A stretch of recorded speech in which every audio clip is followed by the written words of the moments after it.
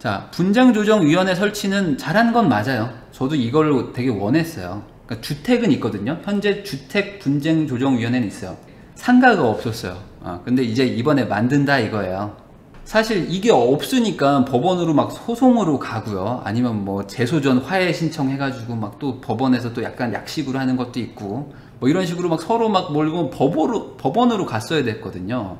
근데 사실 임대인하고 임차인들이 서로 돈 받고 돈 주는 사이고 사실 서로 공생하는 관계인데 소송 간다는 게 쉬운 일이 아닙니다. 그래서 사실 억울한 일들이 많았거든요. 그러니까 임대인도 억울하고 임차인도 억울하고 이런 일들이 많았어요. 근데 이제 공무원하고 교수하고 뭐 관련 업에 종사한 뭐 전문가들을 가지고 구성한 위원회를 만들어서 조정을 권고하겠다 이겁니다. 그러니까 좀 나아지는 거죠.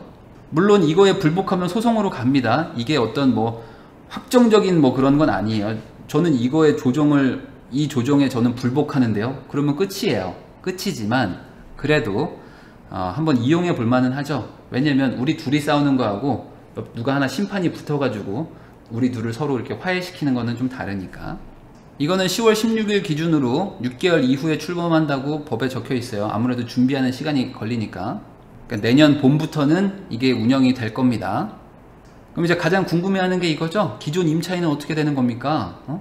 기존 임차인은 그러면 지금 5년에서 10년으로 늘어나는 거예요? 안 늘어나는 거예요? 이게 제일 궁금하단 말이죠. 설명을 드리면 우선 신규 계약 있죠? 신규 계약.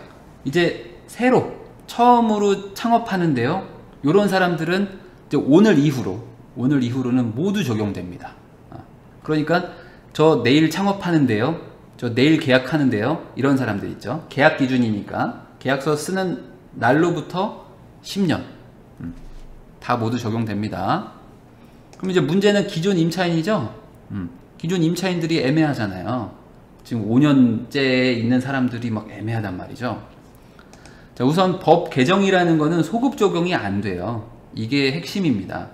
왜냐면 법이라는 거는 후에 바뀌는데 뭔가 사전에 어떤 그 법을 보고 어떤 거래나 계약을 한 사람들한테 다 소급 적용을 해버리면 이게 뒤통수 맞는 것밖에 안 되잖아요. 그래서 법 개정은 소급 적용이 안 되는데 그러면 기존 임차인들은 5년 지나면 다 나가야 되는 거 아닙니까? 라고 이제 생각을 하시게 될 거예요. 그렇지만 이거는 경우에 따라 다릅니다. 자, 이 법 조항에 이제 있어요. 보면은 계약갱신 요구의 적용 사례, 그러니까 예시를 어떻게 적용을 해야 되는가? 자, 이 법이 시행된 이후에 최초로 체결되거나, 이건 제가 방금 전에 설명했죠. 이제 내일부터 계약서 써요 하는 사람들은 다 10년 적용되는 건데, 이건 해결이 됐죠. 갱신되는 거 있죠. 갱신되는 임대차도 적용이 되는 거예요. 갱신. 아까 기억이 나실지 모르겠지만 계약 갱신을 하면 다시 계약한 걸로 친다 라는 조항이 있었죠. 다시 계약한 걸로 친다라는 그 조항 때문에 이 갱신이라는 게 의미를 발휘하는 거예요. 이거 좀 이따 설명할게요.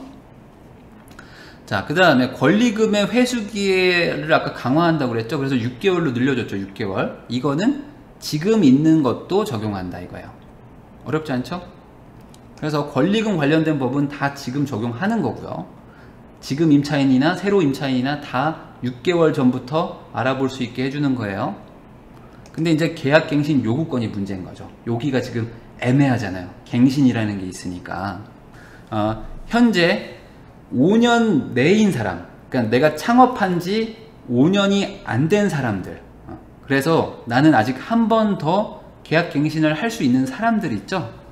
이런 사람들은 새 법의 적용을 받습니다.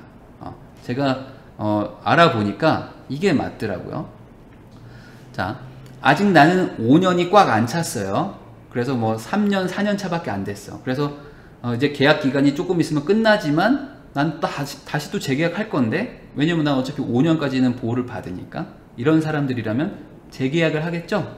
재계약을 하면은 갱신이 되죠. 갱신이 되면 다시 계약한 걸로 친다고 그랬죠. 그럼 다시 계약한다는 거는 법의 적용을 받는다. 이해되셨나 모르겠어요. 그래서 사례를 들면은 2014년 5월에 만약에 임대를 시작했어요. 그러면은 2018년 5월에 막 재계약을 했을 수도 있잖아요. 이렇게 뭐 1년이나 2년 단위로 계약을 하다 보면은 한 5개월 전에 마지막 계약을 했을 수도 있어요. 이런 사람들은 2019년이면 벌써 5년이 꽉 차버리죠. 그러니까 나는 다시 한번 계약서를 쓸 기회가 없어요. 이럴 때는 계약갱신 요구권이 10년이 적용이 안 됩니다. 말 어려울 수 있는데 내가 한 번 더 계약할 수 있는 권리가 있는 사람은 적용이 되는 거고, 한 번 더 재계약을 할 수 있는, 재계약을 요구할 수 있는 권리가 없는 사람은 못하고, 애매한 거죠. 분리가 돼요.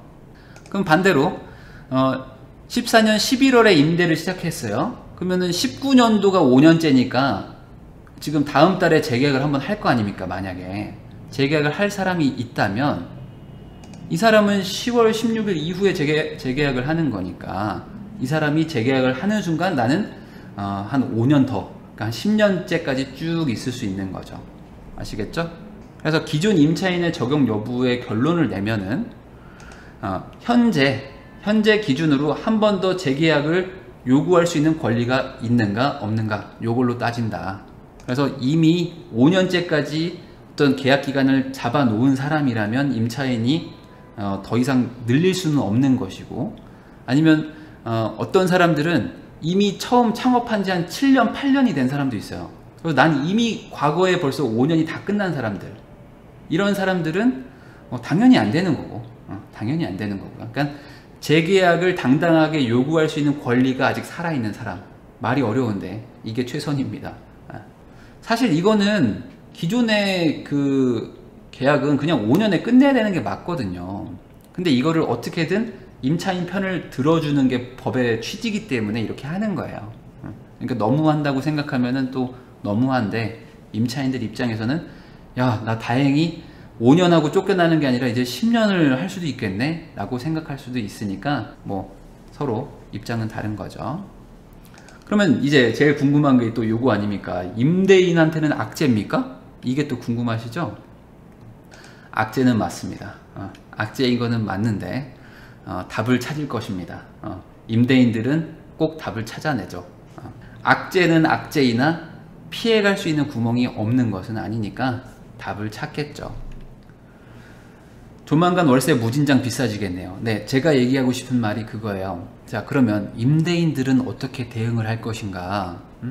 임대인들은 이제 아까 말했듯이 내 임차인이 어쩌면 5년을 더 살아야 될지도 몰라요. 만약에 저도 임대인 중에 하나니까 제 임차인이 이제 있는데, 이분도 지금 창업한 지 지금 뭐 2년밖에 안 된 사람도 있단 말이죠. 그럼 이 사람이 계속 계약갱신을 할 거란 말이에요. 그러면 이 사람은 당연히 10년까지 갑니다. 그러면은 저는 이제 무조건 월세를 5%씩 막 따박따박 올릴 거예요. 왜냐면 이 사람이 앞으로 8년을 더 있을 건데, 8년을 더 있을 건데 이 동네 시세가 막 급상승할지 안 할지 어떻게 알아요? 근데 시세가 급상승을 해도 5%밖에 못 올리기 때문에 어떻게든 따박따박 올리려고 계속 재계약을 1년 단위로 끊어가지고 계속 하려고 할 겁니다. 맞죠? 그렇지 않으면 제가 제 권리를 못 찾는단 말이에요. 임대인 입장에서는 임대료도 못 올려, 쫓아내지도 못해, 새로운 사람도 못 받아. 그러면 이거 지금 손발을 다 잘라놓은 상태이기 때문에 어떻게든 올리려고 할 것이다. 그러면 당연히 분쟁이 많아지겠죠. 이렇게 계약갱신 요구권을 중간에 늘려버리면 분쟁이 많아져요. 그러면 분쟁조정위원회가 생겼으니까 끝났네요? 다 해결해 주겠네요? 아니다. 분쟁조정위원회는 그냥 권고지, 이게 어떤 법적으로 막 나를 뭐 구속할 수 있고 이런 게 아니기 때문에 또 소송 가고 막 이럴 수도 있어요. 자, 그렇지만 임대인들 입장에서는 어떻게든 더 올리려고 하겠죠. 조금 막 올리려고 할 겁니다. 그리고 만약에 새로 하는 사람, 이제 완전히 기존에 있던 사람을 내보내고 새로운 사람을 딱 받아요. 그렇다면 이 사람을 내가 받는 순간 내가 이 사람을 10년을 앉혀놔야 되니까 잘 골라서 이제 받겠죠. 왜냐면은 이상한 사람 하나 꼬이게 되면은 골치 아파지니까. 그러니까 이 업종도 조금 고를 것이고, 그리고 이왕 앉히는 거 내가 매년 5%밖에 못 올리고, 그리고 그것도 현실적으로는 10년에 한 25%밖에 못 올리기 때문에 사실상 물가 상승률 정도 올리는 거예요. 물가 상승률. 자, 10년에 25%라고 생각해 보세요. 10년에 25%. 이게 물가 상승률도 안 되는 거예요, 어찌 보면.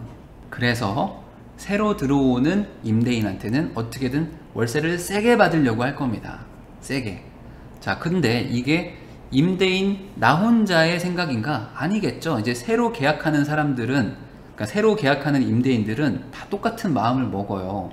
야, 이게 5년에서 10년으로 늘어나면은, 야, 올리지도 못하는데, 5%밖에 못 올리는데, 어떻게든 좀 더 받아야 되는 거 아닙니까? 라고, 담합하지 않지만, 담합이 된다.